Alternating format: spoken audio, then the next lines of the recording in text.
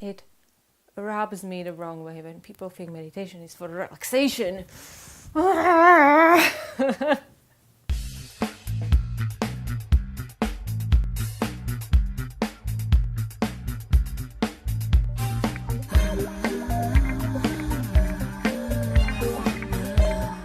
In this video, I want to talk about creative meditation. What is creative meditation, and why is creative meditation the best form of meditation?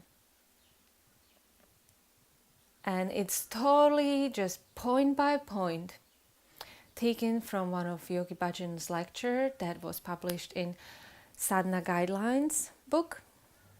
And I just find it so important that it needs to come out. I really want to get through all the points that he mentions in this really short lecture. And Yogi Bhajan is known for basically talking, and he talks in circles. Doesn't talk linear. And people, different people take different things from his lecture. So in this particular one, he mentions a lot of things.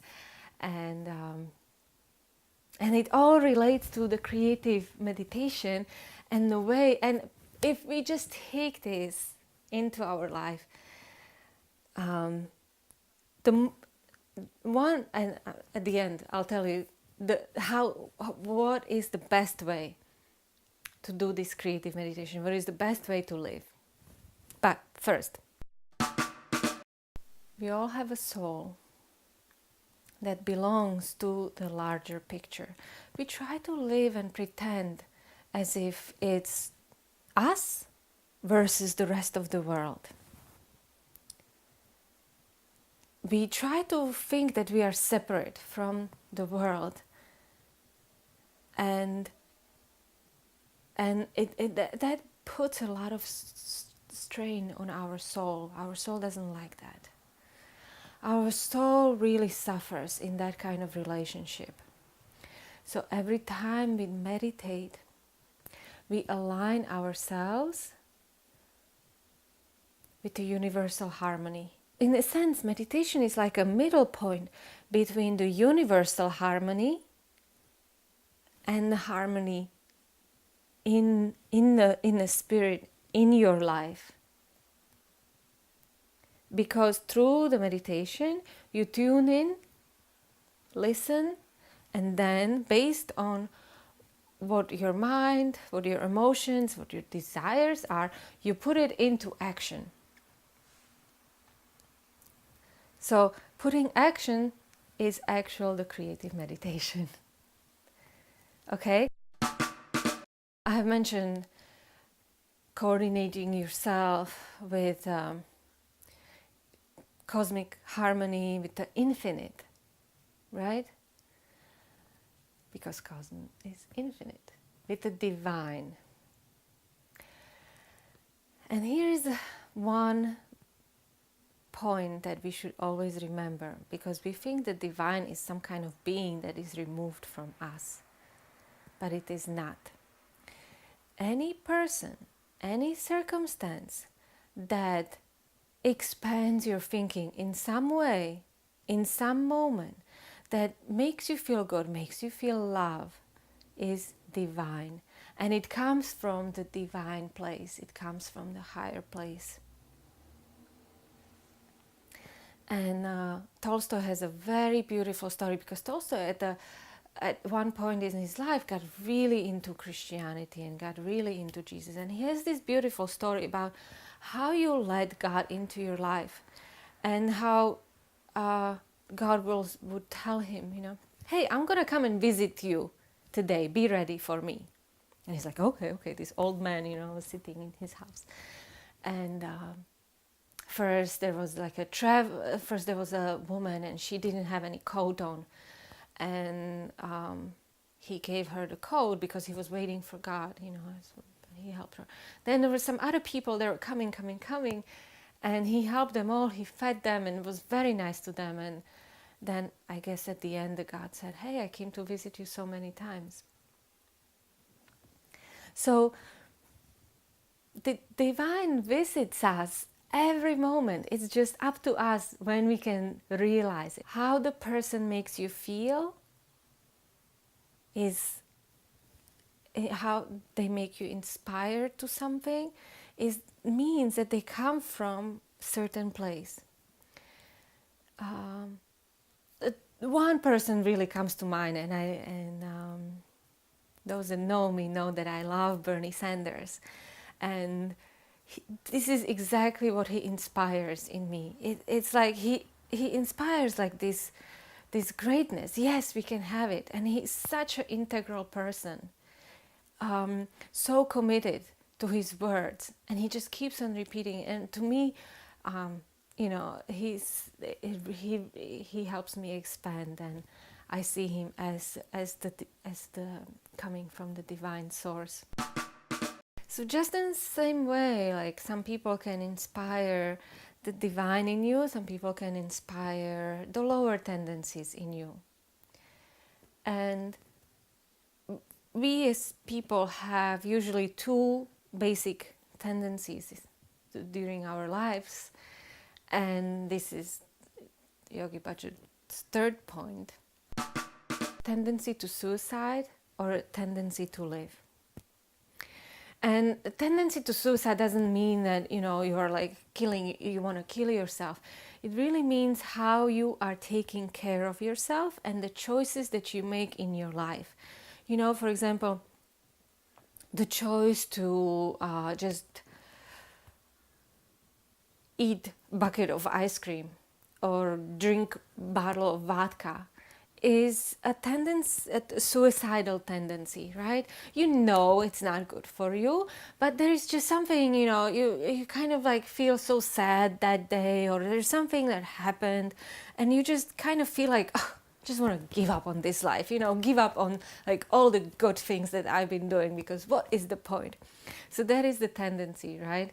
And then there is a tendency that inspires the higher self. So it's, for example, if you want to detox, and I have a program for it, but or if you want to go and exercise, or if you want to do good, right? These are all guided from the higher place. And how your life is depends on which one of these two tendencies prevailing in you. Right? It's completely normal to have the suicidal tendencies in us, because life is hard and doesn't always go the way we feel, and it is the sadness that actually makes us turn into the bad things in life. But it's okay to feel it as long as we bring in enough of the light working tendencies, the life procreating tendencies. It's a line from mind creates thoughts, and thoughts then create emotions, and emotions create desires, and the desire is the last mental step before taking action in a physical world. So desires are very good. Without desires, we would not create anything. We would not make our life in any way. Meditation stands in between the imagination and the action. Right? Meditation is in that mental world that really allows for the mind, the intellect, the emotions and desires simmer out into its higher possible state, into the highest harmony with the universal consciousness. And then, because through our personality we create the action in the world. We all create our lives exactly the way we live them, with every action, every decision, right? Yes or no, it's a creative action. How do we want our life to be? When you don't create enough, you become very attached to your creations. His advice is keep creating over and over. That inspiration will never drain. Never. Don't worry that, oh my gosh, like I create this, what am I going to do after this? It will never dry up. If you are tuned in with the infinite, with the divine force, that will never dry up. And why is even this creativity so important? The same way that the universe affects us, the sun affects us, the earth affects us, the other people affect us, we affect the universe. We affect the other people, we affect the earth, the sun, even the planets, even the galaxies, we affect them by our action. Whatever we put out, we make an effect. So this is a huge responsibility, right? So you want to live the life in which your effect is the highest of the highest possible sort. Because that way you're raising not only your vibration but also the universal vibration, and making you showing what's possible, because it is unique. Everything about you is unique. So your creations are very, very unique.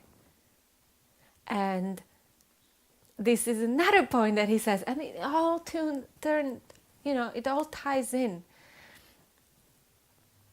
Your creations are unique. You, in yourself, have to know that you are beautiful, that the outside world, the whole universe, is looking at you as the most beautiful, unique thing, and is like on its toes, waiting what you are going to create, how unique your own creation is going to be.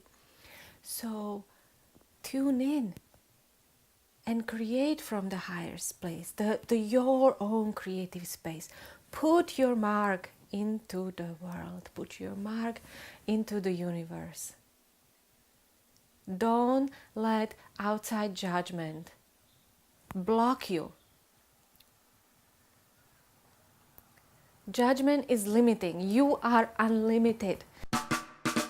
What do we do? How do we do it? Someone once told me, very wise man, the more you meditate, the more your life will get better. And it's true. Because all that meditation is harmonizing yourself. And the more you harmonize yourself, more you create things that are in harmony with the universe. And that way you amplify the harmony and you feel better. You have better life. And then you can receive more from, So how do you do it? This is what he says. Mind has no chance or no other option than to follow breath. Because as I said, right, every action that you take, it starts from the mind. And it goes through this whole mental process until it gets into desire. And desire then creates an action in the world. So the mind has no other option than to follow the breath. So the easiest way for the mind to calm down, to become one-pointed, is to direct the breath. So all you can try to do is slow down your daily breathing. Like, for example, normal person during the day takes about 15 breaths a minute. If you can